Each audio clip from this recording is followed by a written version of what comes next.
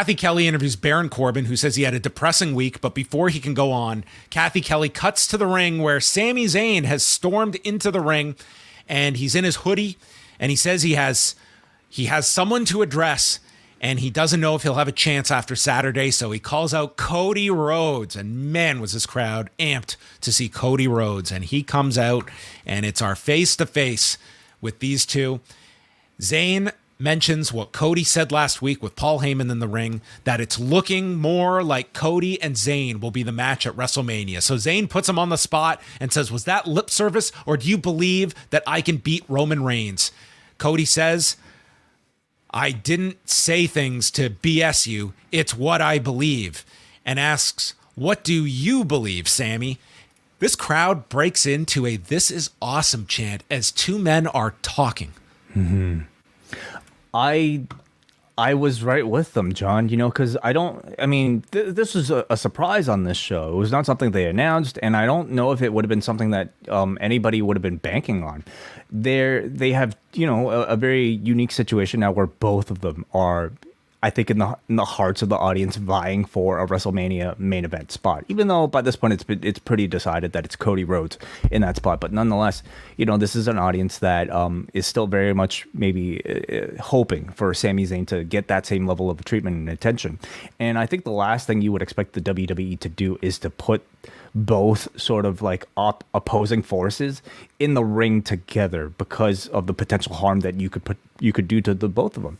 But so yeah, it's not an expected thing, but like nonetheless, both the audience sees both these guys as major stars at this moment in time. So I totally understood that chant.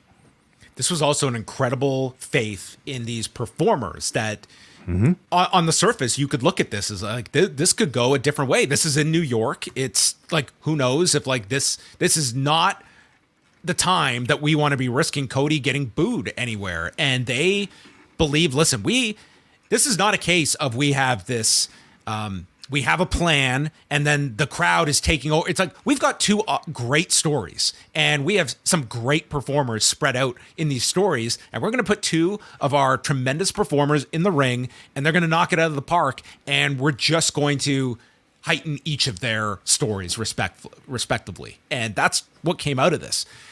The crowd starts singing Olay, and Zayn doesn't know, he says, if he can beat Reigns because he has been in the trenches with the Bloodline. He has seen them strategize. Roman always finds a way. God mode is not a catchphrase, and he has seen Roman plow through bigger opponents, stronger opponents than him. But does he know that he is capable of beating Roman? Yes. Does he believe he's worthy of being a main event at WrestleMania? Yes, he does. Because if he doesn't believe that, no one else will. But if you're asking him if he's going to walk out of Montreal as champion, he doesn't know. The crowd starts yelling, "You can do it." And Cody says, the people know. Your hometown knows. And the fact is, Sammy, there's dissension in the Bloodline, all because of you. You are responsible for that crack in the armor. You're responsible for this awesome moment in time that we are living through. Reigns is the man, but Cody intends to finish his story at WrestleMania. Sammy, you need to finish your story. And I don't want to see you here next Monday on Raw. I'd rather see you at WrestleMania. A great segment, and I think it just strengthened both going in.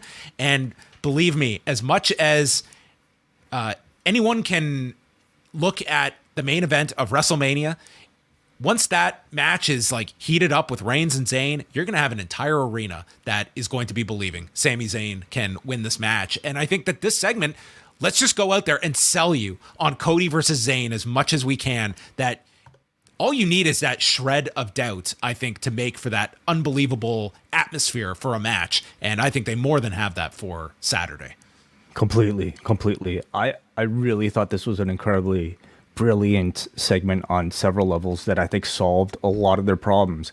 And honestly, by this point, the Cody segments on Raw have gone so well that I don't even think there's really any problem with people turning on Cody, because Sami Zayn is not getting that role. I mean, Cody is really earning the respect of the audience, and I don't think people are going to complain. But I thought, played such a brilliant move here to completely negate any of that possibility even from occurring.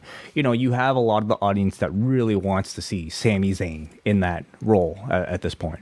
But by having Cody being positioned as not somebody who wants Sami's role, but as somebody who wants Sami in Roman's role, you know, you're basically creating a scenario, if you're a fan cheering for both baby faces, where you could see the both of them. And we both know that that's not happening at all. You know, Roman Reigns is main event at WrestleMania, but nonetheless, if you're cheering for the good guys, now you have a reason to want to cheer on Sami Zayn and Cody Rhodes at the very same time.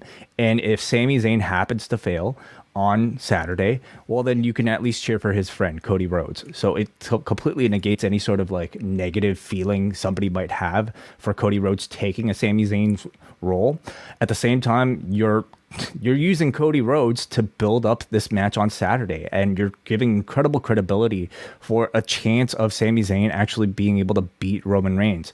And of course, it took some excellent writing, if there was, you know, that much involvement from writers. And it also took two incredible performers to execute this, you know, very risky plan. As you said, John, Cody has been like batting 1,000 with these promos. And Sami Zayn, you know, in this like babyface light, I think has been fantastic as well. I got like so many like Mick Foley vibes from this guy, you know, just the desperation, the fear in his voice, the beard, I guess, you know, but predominantly, I think the mental anguish, you know, that this guy seems to exemplify. He's very much like a Mick Foley type of. This is very much like a lot of parallels to like 99, like different roles everyone's playing, but you have like Austin Rock was the direction, and Mick Foley just caught fire in 99, but they had their plan of where they were going with, but you know, you can draw some parallels. He's the guy who's not necessarily supposed to be here. He's not supposed to be in this situation, but he is, because he's that talented and because the audience willed him in this position. And I think he's exemplifying that doubt of whether or not he truly deserves this spot wonderfully. And you know, to have Cody Rhodes not necessarily play somebody who is opposing him, but to say you do deserve to be here, I think just makes you want to cheer for the both of them and makes you want to see both of them succeed. Yeah, a great segment, and honestly, a match that you can go to at some point as well later this year. And that was the other thing that they managed to do in this segment. They built everything, you know? Now you want to see Cody versus Roman more. You believe in Sami Zayn possibly winning that match more. You want to see Cody versus Roman Reigns more. And you also want to see Cody versus Sami Zayn. They hit every check box, you know, that they needed to, that they could have.